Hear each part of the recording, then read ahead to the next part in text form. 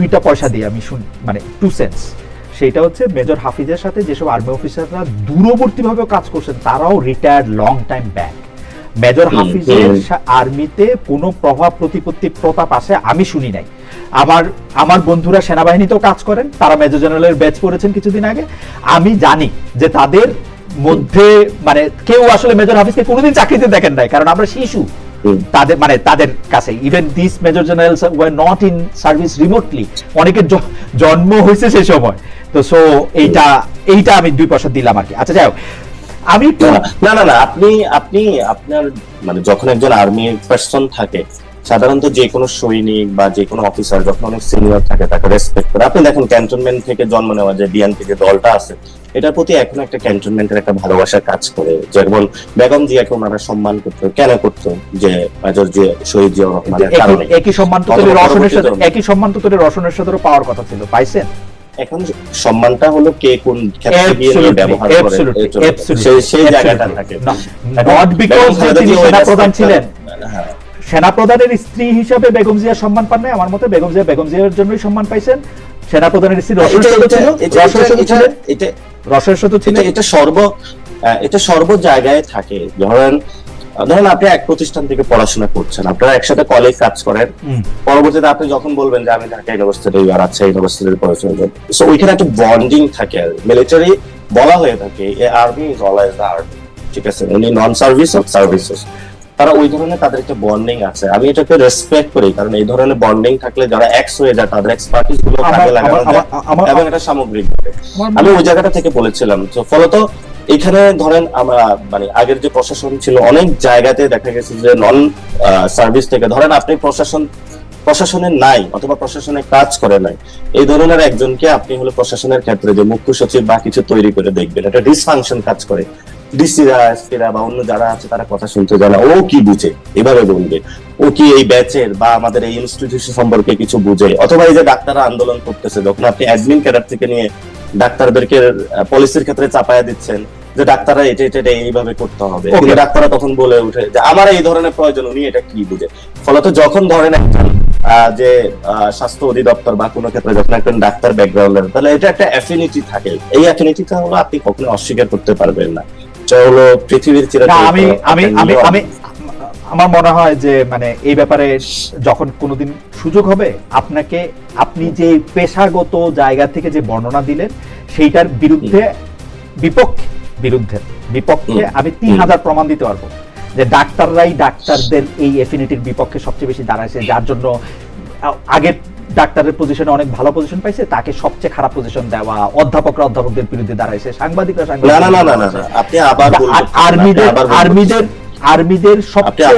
আপনি আবার ভুল করতেছেন। আমি যে জায়গাটা হলো কথা বলতে চাইছি, যেমন স্বাস্থ্য অধিদপ্তরের যিনি ডিজি হয়ে থাকে বা স্বাস্থ্য অধিদপ্তর যিনি যারা পলিসি মেক করে, ধরেন আমাদের পলিসি মেক করেন সাংবাদিকতার একজন নন সাংবাদিক, আপনার বললো কিভাবে বাংলাদেশের সাংবাদিক? না, এটা আমি অনেক সাংবাদিককেও পলিসি মেক করতে গিয়ে খুব খারাপ পলিসি মেক করতে দেখছি।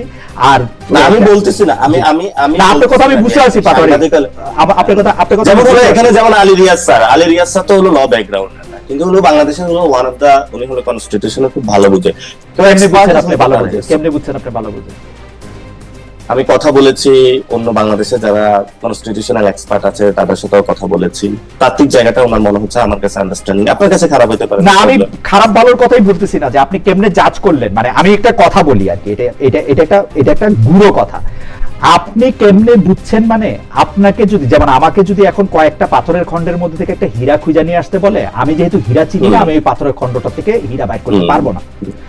আপনি যদি কনস্টিটিউশনে অনেক সাউন্ড হন, কেবলমাত্র তখনই আপনি বুঝতে পারবেন যে আলী রিয়াজ স্যার কনস্টিটিউশনের সাউন্ড। আমি সেই জায়গা থেকে আপনাকে প্রশ্ন করছি, আপনি কেমনে বুঝছেন? কারণ আমি কনস্টিটিউশনালি সাউন্ড যাদেরকে আমি মনে করি, যাদেরকে কথা আমি আগে শুনছি, কাউকে আমি আলী রিয়াজ স্যার আমার সরাসরি শিক্ষক, তাকে কনস্টিটিউশন খুব ভালো বোঝেন বলতে শুনি নাই, একজনকেও না। ও আচ্ছা, এখন আমি তো বুঝি না, আমি তো আর এই সার্টিফিকেট দিতে পারবো না। আর এই সার্টিফিকেট যেহেতু আপনি দিচ্ছেন, আপনার কাছে বাংলাদেশের সবচেয়ে কনস্টিটিউশনাল এক্সপার্ট কাকে ভালো আমার মনে হয় বাংলাদেশে সবচেয়ে? আমি মনে করি বাংলাদেশের অ্যাডভোকেট মাহমুদুল ইসলাম সাহেব ছিলেন, যিনি কনস্টিটিউশনাল ল বাংলাদেশ লিখছেন। মানে কারেন্ট কে আমি তো বললাম যে আমি তো অত ভালো সংবিধান বুঝি না যে আমি বুঝতে পারবো যে এই সংবিধান বুঝে। তাহলে আমাকে মানতে হবে কার কথা? যিনি আইন এবং সংবিধান নিয়ে প্র্যাকটিস করেন। ধরেন সুপ্রিম কোর্টের চিফ জাস্টিস, ধরেন সৈয়দ রেফাত আহমেদ বাংলাদেশের প্রধান বিচারপতি ছিলেন।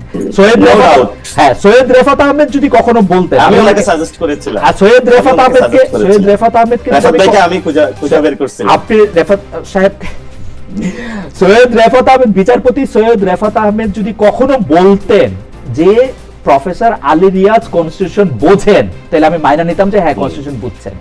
বর্তমান যিনি চিফ জাস্টিস আছেন বিচারপতি জুবায়ের, উনি যদি বলতেন যে ওই আলী রিয়াজ সাহেব ভালো কনস্টিটিউশন বোঝেন, আমি মাইনা নিতাম।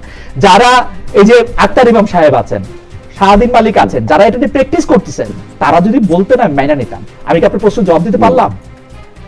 পারলেন, কিন্তু ওনারা জুলাই সনদ পাওয়ার পর বাংলাদেশে একটা কনস্টিটিউশনাল মৌলিক পরিবর্তন হওয়ার দরকার, ওই জিনিসটা কখনো উপলব্ধি করতে পারলেন না। মানে আচ্ছা ঠিক আছে, সেটা আরেকটা তর্ক। আমি একটু ফরেন পলিসিতে আসি, আচ্ছা, আপনি বাংলাদেশের ফরেন পলিসি যে জায়গায় সব মানে যে জায়গায় বাংলাদেশের ফরেন পলিসি যারা প্রণয়ন করতেছেন তাদেরকে আপনি অবুঝ দেখতেছেন এবং সেইটাকে আপনি খারাপ মনে করতেছেন। সেই ফরেন পলিসিটা হচ্ছে আমাদের কোনো শত্রু নাই, সবাই আমাদের বন্ধু। আপনি এটারে ব্যাখ্যা করতেছেন পাগলের কোনো শত্রু থাকে না। পৃথিবীর একটি দেশ আপনি দেখাইতে পারবেন ইসরায়েল ছাড়া যে ফরেন পলিসিতে কাউরে শত্রু হিসাব করে কথা বলে? আওয়ার কনস্টিটিউশন আমরা তো বলি আমাদের কোনো শত্রু নাই, সবাই আমাদের বন্ধু। হ্যাঁ, এটা কিন্তু আপনি বলছেন পাগলের মতো কথা। কিন্তু গত 17 বছর আপনি বলেছেন কেন যে ভারত রাষ্ট্র চালাচ্ছে, ভারতের সাথে আপনার সম্পর্ক নাই, ভারতের বিরুদ্ধে আপনি হ্যান করে ফেলবেন, ত্যান করে ফেলবেন, কেন বলেছেন আপনি? বুঝি না কেন বলেছেন ওদের হাতে গোলামের জিঞ্জির, আমাদের হাতে স্বাধীনতার পতাকা? কার কথা বলেন? আপনি যদি বিএনপির, আমি যদি বিএনপির কথাই বলি, বিএনপি গত 17 বছর হলো বাংলাদেশের সেই অনেক আগ থেকে হ্যান করে ফেলবেন, ত্যান করবেন, তাহলে আপনি ভারতের সাথে কেন শত্রুতা সৃষ্টি করেছেন? আমি বলি না যে বন্ধুত্ব করতে হবে, আপনি দুনিয়ার সব পক্ষকে খুশি রাখতে পারবেন না। আপনার একটা পক্ষে যখন আপনি অ্যাডভান্টেজ পাবেন, অপর পক্ষে আপনার কিছু লুজ হবেই। কিন্তু আপনি যখন নিয়ম বানাবেন যে ঠিক আছে সবাই পৃথিবীতে ইকুয়াল, কিন্তু ভারতের সাথে শত্রুতা করছে বিএনপি ক্ষমতা থাকতে, আমার এরকম কোনো জানা নাই। আপনার কোনো কিছু জানা আছে এরকম? আমি ক্ষমতা বলি না, আমি 17 বছর বলছি। না, বিরোধী দলে থাকতে দেখেন, বিরোধী দলে থাকতে শেখ হাসিনাও ইন্ডিয়াতে গ্যাস রপ্তানি হইতে দেয় নাই।